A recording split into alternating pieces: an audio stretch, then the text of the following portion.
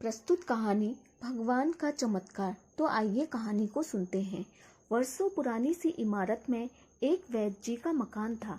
पिछले हिस्से में रहते थे और अगले हिस्से में दवाखाना खोल रखा था।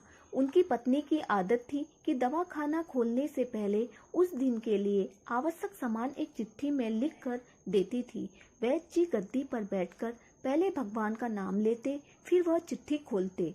पत्नी ने जो भी बातें लिखी होती उनके भाव देखते, फिर उनका हिसाब करते, फिर परमात्मा से प्रार्थना करते कि हे भगवान, मैं केवल तेरे ही आदेश के अनुसार तेरी भक्ति को छोड़कर यहाँ दुनियादारी के चक्कर में आ बैठा हूँ।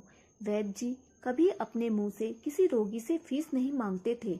कोई देता था, कोई नहीं देता था, किंतु एक बात निश्चित थी कि जो ही उस दिन के आवश्यक सामान खरीदने योग्य पैसे पूरे हो जाते थे, उसके बाद वह किसी से भी दवा का एक पैसा नहीं लेते थे, चाहे रोगी कितना ही धनवान क्यों ना हो।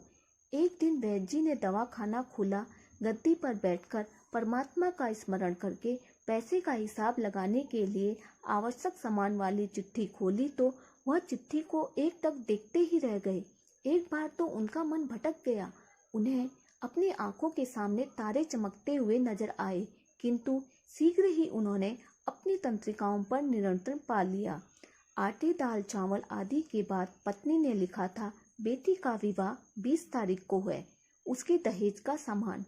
कुछ देर सोचते रहे, फिर बाकी चीजों की कीमत लिखने के बाद दहेज के सामने लिखा, यह काम परमात्मा का है, परमात्मा जाने। 1-2 रोगी आए थे, उन्हें वैद्य जी दवाई दे रहे थे। इसी दौरान एक बड़ी सी कार उनके दवाखाने के सामने आकर रुकी। वैद्य जी ने कोई खास तवज्जो नहीं दी, क्योंकि कई कार वाले उनके पास आते रहते थे। दोनों मरीज दवाई लेकर चले गए। वह सूटे-पुटे साहब कार से बाहर निकले और नमस्ते करके बेंच पर बैठ गए। वैद्य जी ने कहा कि अगर आपको अपने लिए दवा लेनी है तो इधर स्टूल पर आइए ताकि आपकी नाड़ी देख लूं, और अगर किसी रोगी की दवाई लेकर जाना है तो बीमारी की स्थिति का वर्णन कीजिए। वह साहब कहने लगे, वैद्य जी, आपने पहचाना नहीं, मेरा नाम कृष्णलाल है, लेकिन आप मुझे पहचान भी कैसे सकते हैं, क्योंकि मैं 15-16 साल बाद आपके दवाखाने पर आया हूँ। आपको पिछली मुलाकात का हाल सुनाता हूँ, फिर आपको सारी बात याद आ जाएगी। जब मैं पहली बार यहाँ आया था तो मैं खुद नहीं आया था, अपितु ईश्वर मुझे आपके पास लेकर आया था, क्योंकि ईश्वर ने मुझ पर कृपा की थी और वह मेरा घर आबाद करना चाहता था। हुआ इस तरह था कि मैं कार से अपने पैतृक घर जा रहा था। बिल्कुल आपके दरवाजे के सामने हमारी कार पंचर हो गई। ड्राइवर कार का पहिया उतारकर पंचर लगवाने चला गया। आपने देखा कि गर्मी में मैं कार के पास खड़ा था, तो आप मेरे पास आए और दवा खाने की ओर इशारा किया और कहा कि इधर आकर कुर्सी पर बैठ जाए। अंधा क्या चाहे, 2 आंखें, और कुर्सी पर आकर बैठ गया। ड्राइवर ने कुछ ज्यादा ही देर लगा दी थी। एक छोटी सी बच्ची भी यहाँ आपकी मेज के पास खड़ी थी और बार बार कह रही थी, चलो ना बाबा, मुझे भूख लग रही है। आप उससे कह रहे थे कि बेटी, थोड़ा धीरज धरो, चलते हैं। मैं यह सोचकर कि इतनी देर से आपके पास बैठा था और मेरे ही कारण आप खाना खाने भी नहीं जा रहे थे, मुझे कोई दवा खरीद लेनी चाहिए ताकि आप मेरे बैठने का भार महसूस न करें। मैंने कहा, वैद्य जी, मैं पिछले 5-6 साल से इंग्लैंड में रहकर कारोबार कर रहा हूँ। इंग्लैंड जाने से पहले मेरी शादी हो गई थी, लेकिन अब तक बच्चे का सुख से वंचित हूँ। यहाँ भी इलाज कराया और वहाँ इंग्लैंड में भी, लेकिन किस्मत ने निराशा के सिवा और कुछ भी नहीं दिया। आपने कहा था, मेरे भाई, भगवान से निराश न हो। याद रखो कि उसके कोष में किसी चीज की कोई कमी नहीं है। आस, औलाद, धन, इज्जत, सुख दुख, जीवन मृत्यु, सब कुछ उसी के हाथ में है। यह किसी वैद्य या डॉक्टर के हाथ में नहीं होता और न ही किसी दवा में होता है। जो कुछ होना होता है वह सब भगवान के आदेश से होता है। औलाद देनी है तो उसी ने देनी है। मुझे याद है आप बातें करते जा रहे थे और साथ साथ पुड़िया भी बनाते जा रहे थे। सभी दवा आपने 2 भागों में विभाजित कर रखी थी और लिफाफे में अलग अलग डाली थी, और फिर मुझसे पूछकर आपने एक लिफाफे में मेरा और दूसरे पर मेरी पत्नी का नाम लिखकर दवा उपयोग करने का तरीका बताया था। मैंने तब बेदिली से वह दवा ले ली थी, क्योंकि मैं सिर्फ कुछ पैसे आपको देना चाहता था। लेकिन जब दवा लेने के बाद मैंने पैसे पूछे तो आपने कहा था बस ठीक है। मैंने जोर डाला तो आपने कहा कि आज का खाता बंद हो गया है। मैंने कहा मुझे आपकी बात समझ नहीं आई। इसी दौरान वहाँ एक और आदमी आया। उसने हमारी चर्चा सुनकर मुझे बताया कि खाता बंद होने का मतलब यह है कि आज के घरेलू खर्च के लिए जितनी राशि वैद्य जी ने भगवान से मांगी थी वह ईश्वर ने उन्हें दे दी है। अधिक पैसे वे ले नहीं सकते।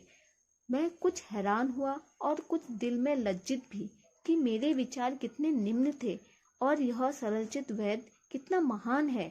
मैंने जब घर जाकर पत्नी को औषधि दिखाई और सारी बात बताई तो उसके मुंह से निकला वो इंसान नहीं कोई देवता है, और उसकी दी हुई दवा ही हमारे मन की मुराद पूरी करने का कारण बनेगी। आज मेरे घर में 2 फूल खिले हुए हैं।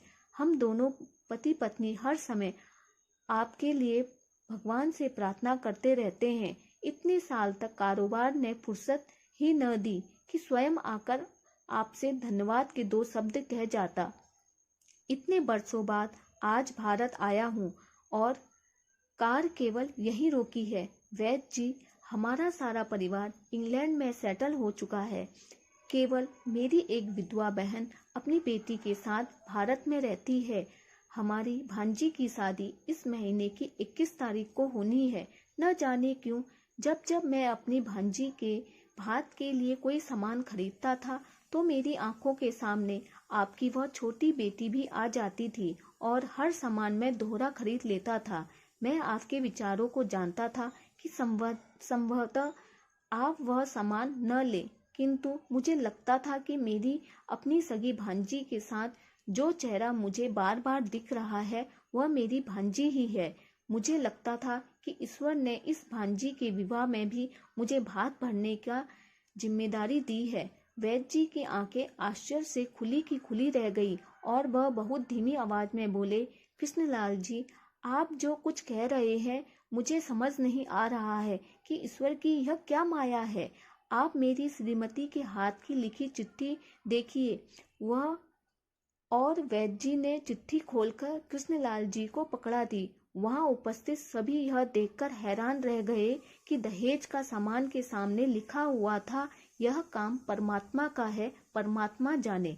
कांपती सी आवाज में वैद्य जी बोले, कृष्णलाल जी, विश्वास कीजिए, आज तक कभी ऐसा नहीं हुआ कि पत्नी ने चिट्ठी पर आवश्यकता लिखी हो और भगवान ने उसी दिन उसकी व्यवस्था न की हो।